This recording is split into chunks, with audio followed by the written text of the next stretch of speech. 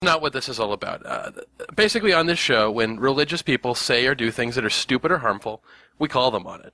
We do this often, and we get angry that so many religious people don't get angry too, that they stay quiet in the face of a lot of this really harmful stupidity, even when it's their specific denomination. Specifically the Catholic Church. We wondered why there weren't more people up in arms. Yeah, that we're talking about the Catholic sex abuse scandal, or rather the child rape scandal.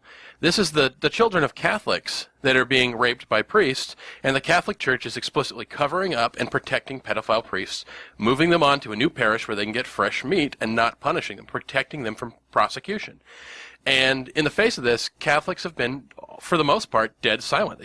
They stare at their shoes. They don't want to draw attention to it. And this is their church. This is, as being a member of a Catholic church of any denomination, even a really liberal one, you are in effect saying the Pope is your leader. And I think in the same way, when your president does something you don't like, you really have an opportunity. You have to say, you know what? No, this guy doesn't speak for me. It's time to call this out. I think that that's absolutely right. One of my main complaints against religion that people say is benign religion. It's not benign. If they would get out there and say something against the people that are making these, like the Harold camping, where were the people out there running their $100 million billboard campaign saying, this guy's a nut, don't listen to him? And it wasn't out there. So if religion won't police its own, then we need to call them out on that. By the same token, I agree with what we're doing today. We as atheists need to do what we ask the religions to do. If we ask people to police their own, we must do the same thing. Now, what is this clip? Well, we are talking about another atheist group, and that when they say something stupid and hurtful and bigoted, we got to call it out just as well. We'd be hypocrites if we didn't. So let's talk about this show. This is the Black Atheist of Atlanta. They have a public access show like we used to be on public access, and like how the Atheist experience is on public access. Yeah. So these are folks who are in the same branch of the atheist visibility movement as we are, sort of like the Billboard campaign. And this is one of the reasons we started the show, to sort of branch out, that we wanted more atheist shows on the radio and on television. So this is a show that's been on for about 4 months or so.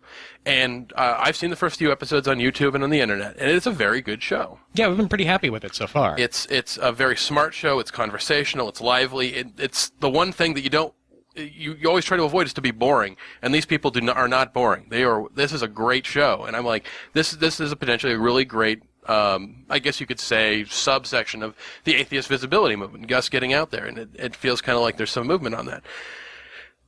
But here we go. Well, the one positive thing we can say about this clip is it isn't boring. Yeah, one of their hosts last month, a guy named Blackson Bau, I hope I'm pronouncing that right, he went off on an incredibly stupid tirade, and I think this is the sort of thing we really have to let speak for itself. All right, so here we go. We're break this up into 3 parts. Just let me know if you guys, just break in if you have anything you need to say.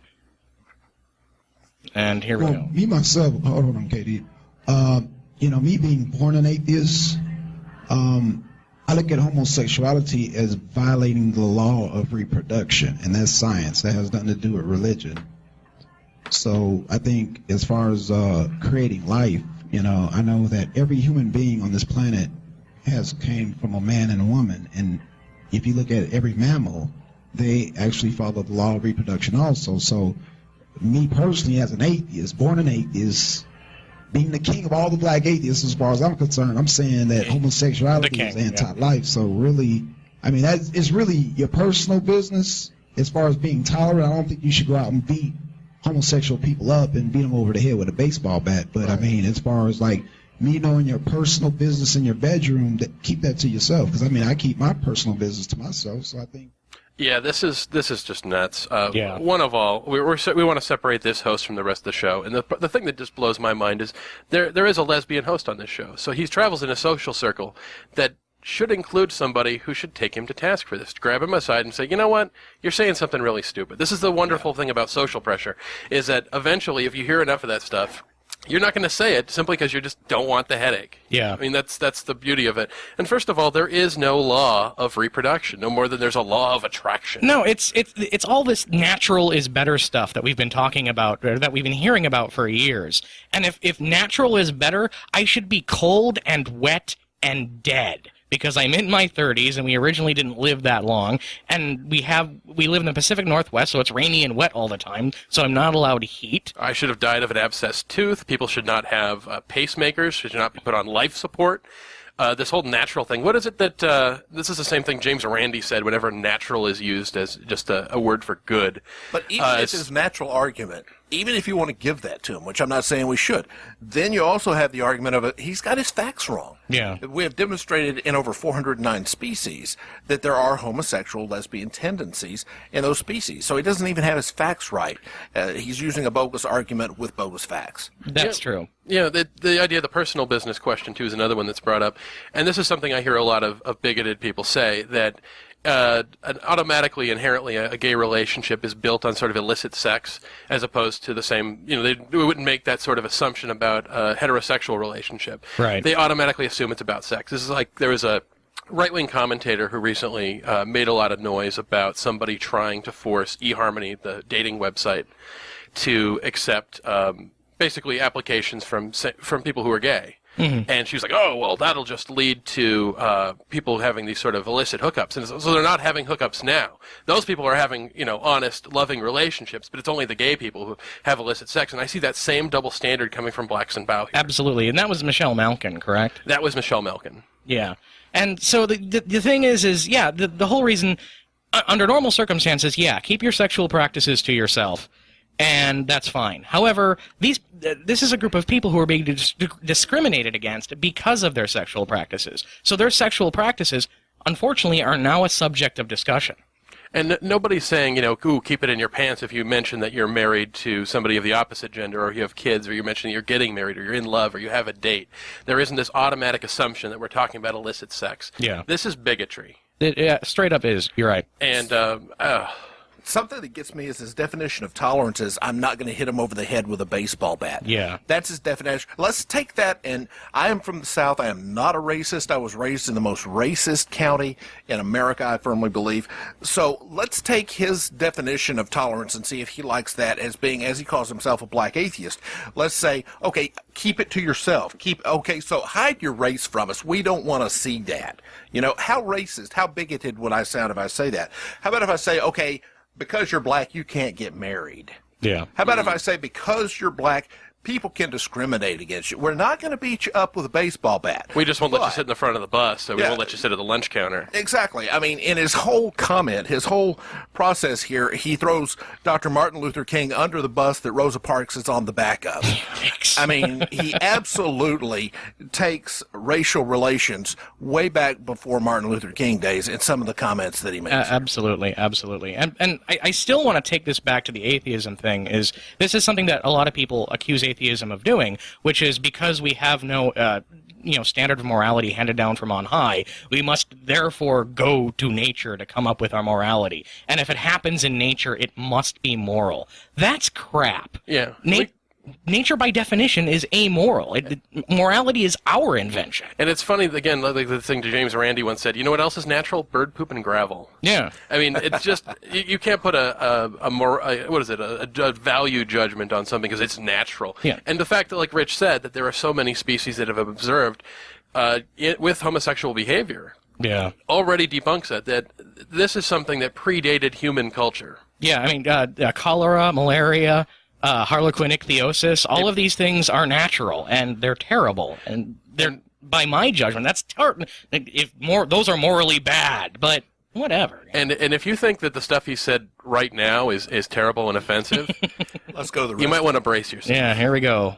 The issue is the reason we bring it up is because what's happening is homosexuals are hiding behind atheism to justify what they do, and it's false. Because homosexuality is a social custom, right? And there's a difference between I would say no, it's not. African social customs and European social. No, clearly from the evidence that you gave us earlier, this is not just a social custom. No. There's a biological basis for it. This is something that you are. A social custom is I'm a goth, or I'm a punk, or I love country music. Being gay is something you are. You're going to be gay no matter what society you're born in, no matter what culture you're put up against. no matter what your upbringing are, you're going to be attracted to the same gender no matter what. This is something that you are. I'll go you one further and say that atheism is way more of a social custom than any description of sexuality could be. Absolutely. Absolutely. Yeah. And that's what's so funny about that whole keep it to yourself argument, is that people make that same argument to us. And that's what the fact that he's blind to that.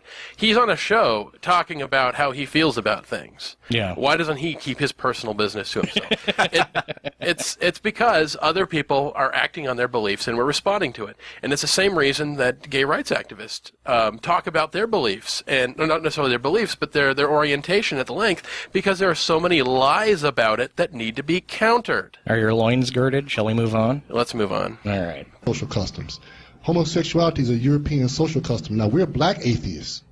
Okay, and there's a difference between a black atheist and a white atheist. There went Martin Luther King So under the bus. so if white atheists want to embrace European social customs, that's their business. That's right. But for Africans to embrace European social customs is genocide. So If you want to know the history. So we're essentially saying there is no such thing as an African gay person. The people in Uganda who are going to be possibly murdered if that law that's been pushing gets passed would beg to differ. I think so, yeah. But it's just insane, the fact that we're even saying European social custom. So there's no black atheists or black gay people, is that what you're saying? That's crap. That is a load of BS. And the idea that this is some sort of European social custom. There might be cultural things that come from Europe. There might be cultural accoutrements to that sexuality choice that come from Europe. But that doesn't make the biological basis of this a European thing. I mean, you are gay. You're not. You don't choose gay the same way you don't choose straight. And this whole idea that the gay rights movement, the gay civil rights movement, is hiding behind atheism is really, I find it to be the other way around. That is such a monstrously stupid thing to say. We've stolen terminology from them to describe coming out as an atheist, coming out of the closet, coming out as an atheist. You know, I tried to say something else to make a delineation, but it doesn't catch on the same way. Right. And if anything, the gay rights movement has been sort of embracing a liberal religion. Yeah. That they go out of their way to win endorsements from more liberal-leaning clergy members. And a lot of the speeches you get, oh, we believe in the same God you do, and God made me gay. A lot of that same stuff. They're not hiding behind atheism. In fact, atheism sometimes hits a bit of a stumbling block when we try to ally with people in the gay rights movement. Yeah. And this is something that blogger Greta Christina has written about a lot, is that we're kept at arm's length a lot, even though we are natural allies to the gay rights movement. That we speak out against things like Proposition 8 in California, and pretty viscerally, too. I think that another thing that I've noticed in the podcast that I do, Living After Faith, we try to be multicultural, multiracial. We try to cover every aspect of things. And to date, we've only found one gay atheist. And I'm not saying that there are a minority or that I guess what I'm saying is there aren't as many gay atheists. There's certainly not the numbers to back up what this guy's saying, is that people are hiding behind atheism to cover for their gay. Right. I don't think there's any kind of numbers to back that up at all. There are, among the staff, there are a few, and we're actually hoping to do a show on gay atheism in the near future. So I do know a few, but more often than not, there is some disassociation there because they don't want to have more negative stereotypes heaped upon them. Well, let's talk a bit about Jackson Blau using the word genocide. And what's funny is that we were looking again at this challenge that you tossed out, Sam, the idea of finding a secular motivation for opposing gay rights. I don't think we found it, because I think that the cultural basis for the things he's saying very likely comes from a religious upbringing. Yeah. Because the same arguments he's trotting out about this being natural, this being genocide, or using the same child rearing, those sound like the same red herring arguments that groups like the Family Research Council and other theocratic right-wing religious groups trot out whenever they want to oppose gay rights, but they can't get away with just straight out saying Jesus hates it. There is something he says a little later, which we'll have to get to later, or maybe on a different show, that makes me think Nation of Islam a little bit. Yeah, there's a big conspiracy element to it, and should we play that bit? We'll have to hold off on that because we're going into the break. But this is Ask an Atheist. If you'd like to talk to us, our phone number is 253-584-1480.